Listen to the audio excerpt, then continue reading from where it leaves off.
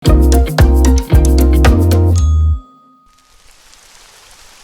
kamu pernah mengalami hari yang buruk? Kita semua pernah kok.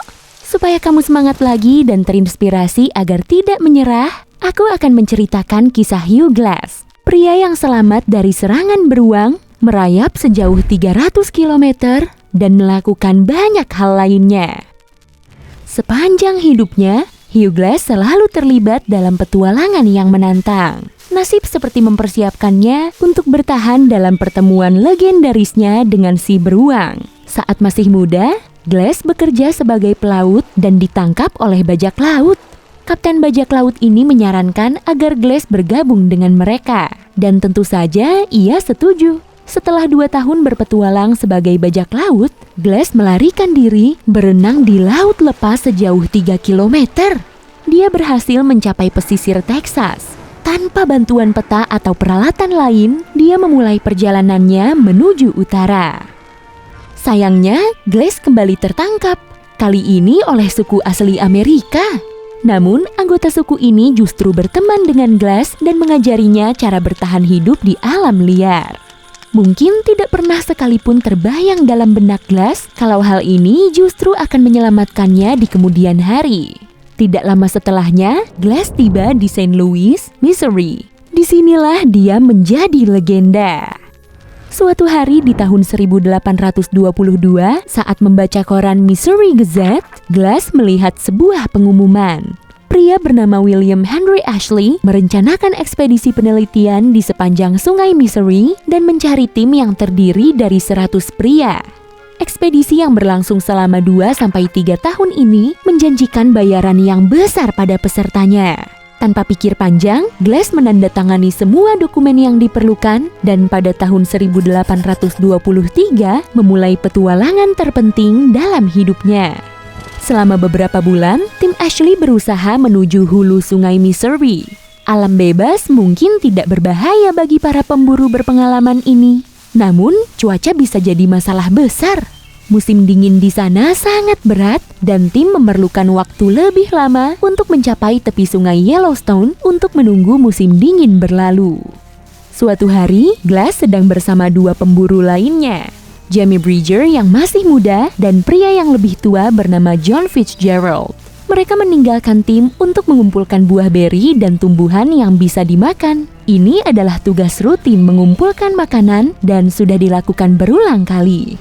Mereka berpencar dan setuju untuk berteriak jika terjadi sesuatu.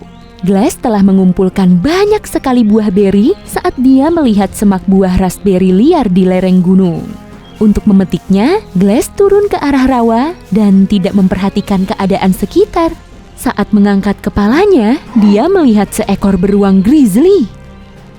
Oke, ambil napas dalam-dalam dan jangan bergerak sedikit pun. Beruang ini cuma akan melihatku lalu pergi. Semua akan baik-baik saja, pikir Glass dalam hati.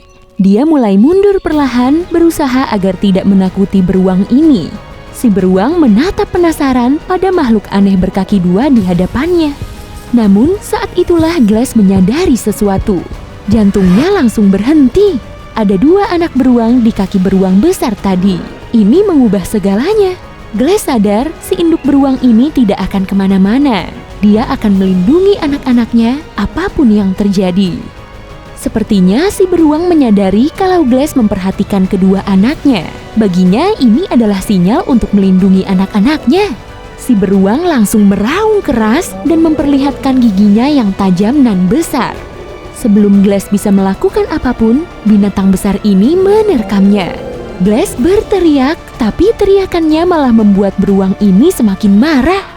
Mungkin sebenarnya si beruang ingin pergi, tapi instingnya berkata dia harus melindungi anak-anaknya. Satu pukulan dari cakarnya yang besar cukup membuat Glass luka parah.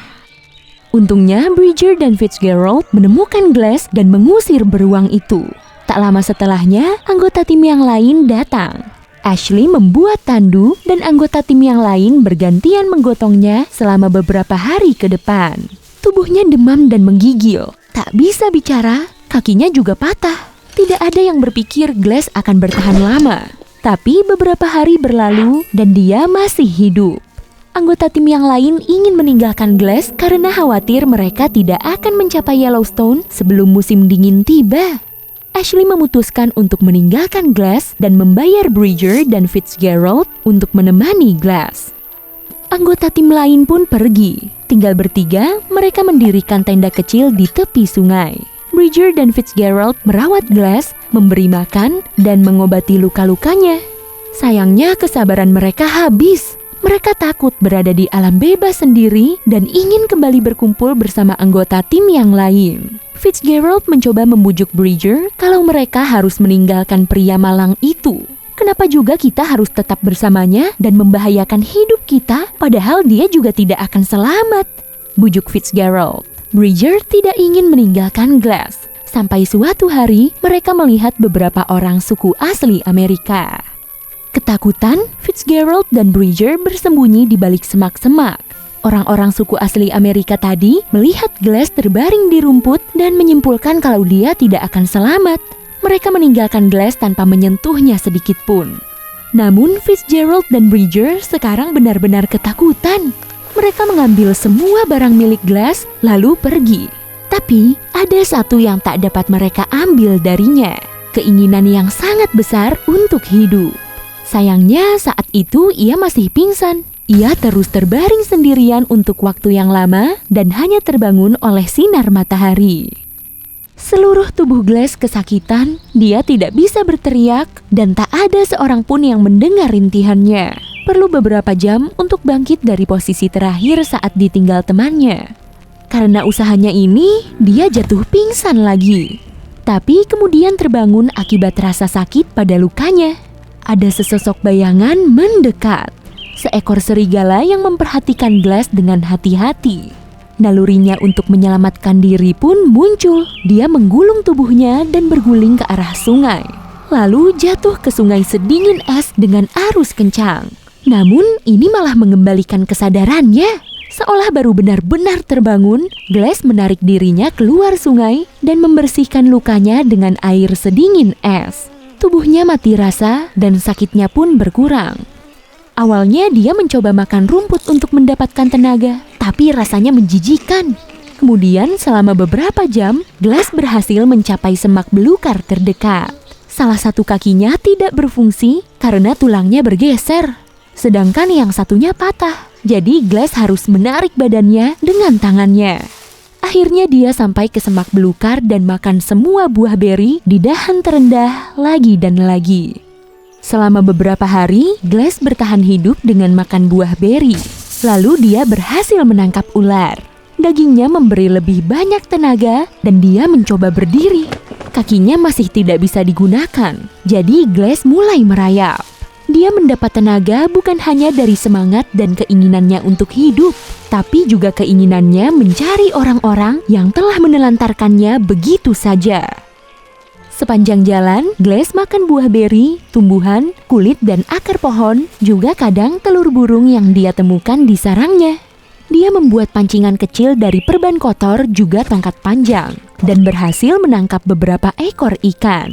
Glass merayap maju, makan, minum, dan tidur. Di malam hari pria itu menyelimuti dirinya dengan daun dan ranting kering. Dia mencoba untuk membuat api unggun, tapi tak ada tenaga yang tersisa.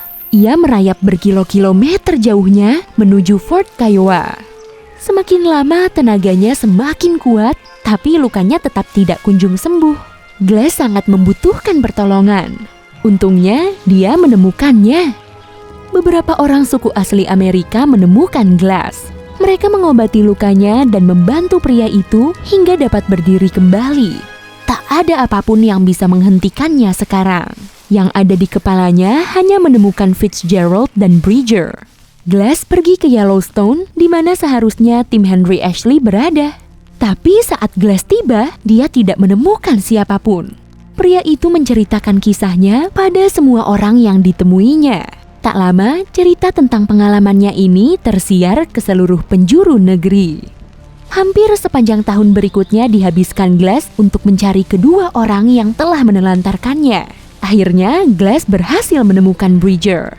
Si pemburu muda ini sangat menyesali perbuatannya dan Glass memutuskan untuk memaafkannya. Namun dia tidak ingin memaafkan Fitzgerald. Kemudian Glass mengetahui kalau Fitzgerald telah menjadi tentara, jadi tak mungkin Glass bisa menemuinya. Jadi, ia memutuskan untuk menunggu masa tugas Fitzgerald selesai. Begitu saatnya tiba, Glass menyadari kalau semua dendam dan kemarahannya sudah hilang. Dia mengambil semua barangnya dari Fitzgerald dan memaafkan pria itu. Glass melanjutkan hidupnya sebagai pemburu di Sungai Yellowstone. Dia menjadi salah satu pemburu dan pemasang jebakan hewan terbaik di negerinya. Dia menjalani banyak sekali petualangan sepanjang hidupnya hingga berpulang di tahun 1833. Hey, jika kamu belajar hal baru hari ini, klik tombol suka di video ini lalu bagikan pada teman-temanmu. Inilah beberapa video menarik lainnya yang bisa kamu tonton. Klik saja video di salah satu sisi layar. Dan ingat, tetaplah di sisi terang kehidupan.